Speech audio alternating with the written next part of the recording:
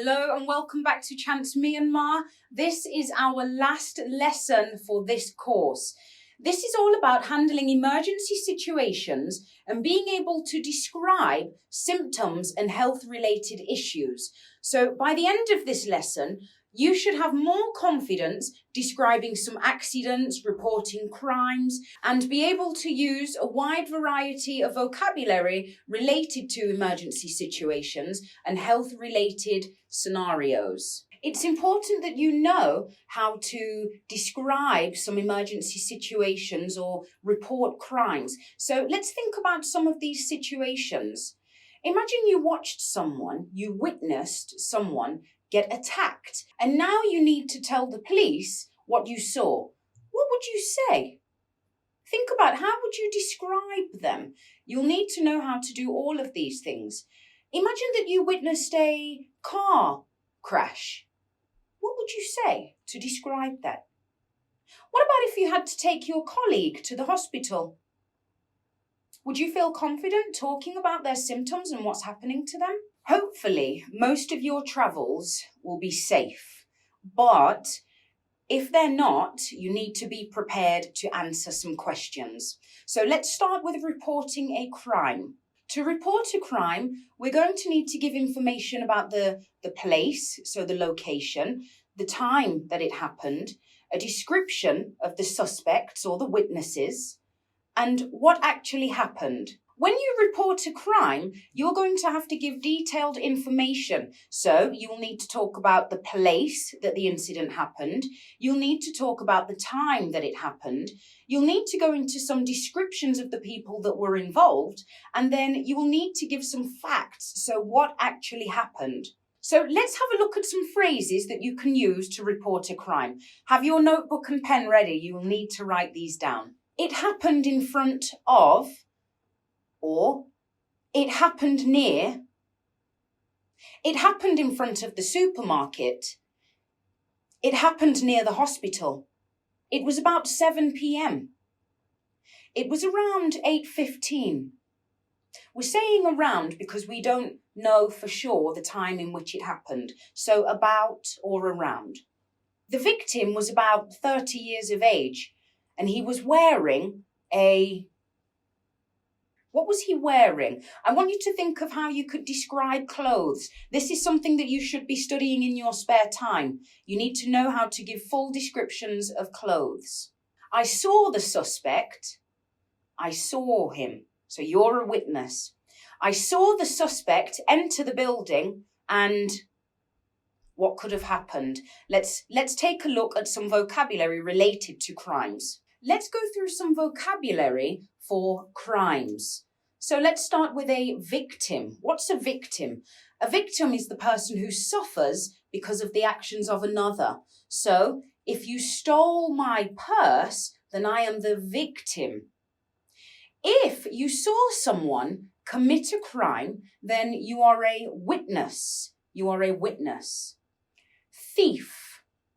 Be careful with your pronunciation on this one. Not thief, thief, thief. The thief was wearing a red jumper and blue jeans. A thief. This is a person who steals something.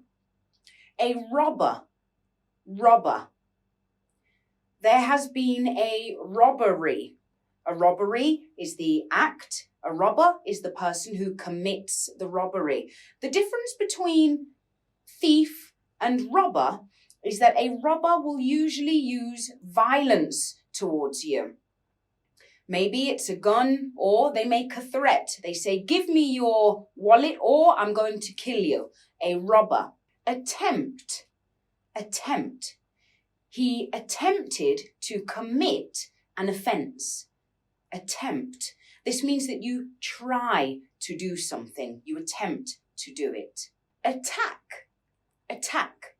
I was attacked by the robber whilst walking back to my hotel. That's a little bit of vocabulary for you to use, but I would like you to find 10 other words related to crime, law and order.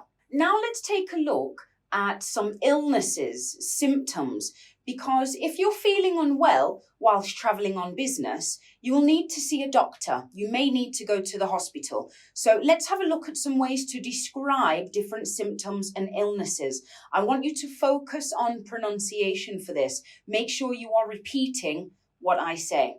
Twist. To twist. I twisted my ankle. Sprain. Sprain. I sprained my ankle on my way to work. Headache. Headache. Stomach ache. Backache. Think about the pronunciation here. A lot of mistakes are made. Back ache. Tooth ache. Head ache. Snake. Bake. Take. Rake. Ache. Ache. Stomach ache. Headache. Backache. Toothache. Ache. Are you trying? You should be. If you have an accident, then you'll need to go to the hospital and you will be examined. Examine. The doctor will examine you. You will be examined by a doctor. Examine. You may have an injury. You may have a cut, a bruise, a wound. This is an injury. Injury. What about if you fall down? What happens? You lose consciousness.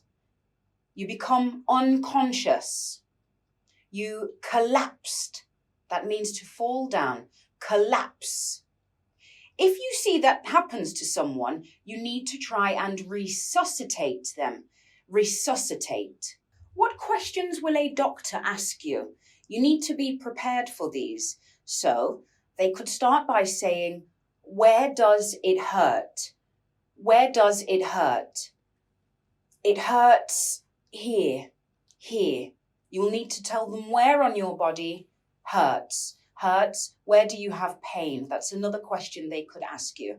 Where do you have pain? They could also say, does it hurt when I touch here?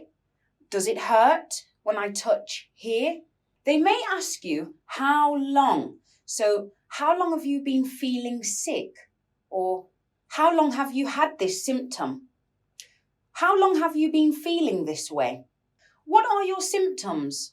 When they say your symptoms, then this is all the things that are happening because of some illness. So they will try to diagnose, they will give you a diagnosis, and this is telling you what illness you have. So if I have a headache, a runny nose, and a sore throat, then the doctor will probably tell me that I have the flu.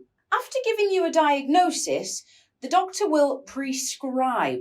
Prescribe. You will be given a prescription, and this is medication to take. So the doctor may say, I am going to prescribe antibiotics. The doctor will give you a prescription. So after your diagnosis, you will know what's wrong with you, and then you will be given some medication to treat the illness. So the doctor may say, I am going to prescribe, and then the name of the medication. They will then also tell you how long you need to take it for. You will need to take this medication 3 times a day for 5 days. Hopefully you won't have any trouble when you're traveling for business. But if you do, these phrases and the vocabulary should help you deal with some of these situations. That brings us to the end of this course. You have been fantastic. You should have a lovely notebook full of essential vocabulary and phrases to get you through all kinds of situations. Remember, I've told you from the beginning, the hard work is on you. If you don't use what you've learnt, then you will lose it. We like to say, use it or lose it. So continue to practice. Make sure that you're reading and researching and using all of this language. That's it, guys. It's time to go. I'm going to miss you. I love you, and keep working hard. See you next time.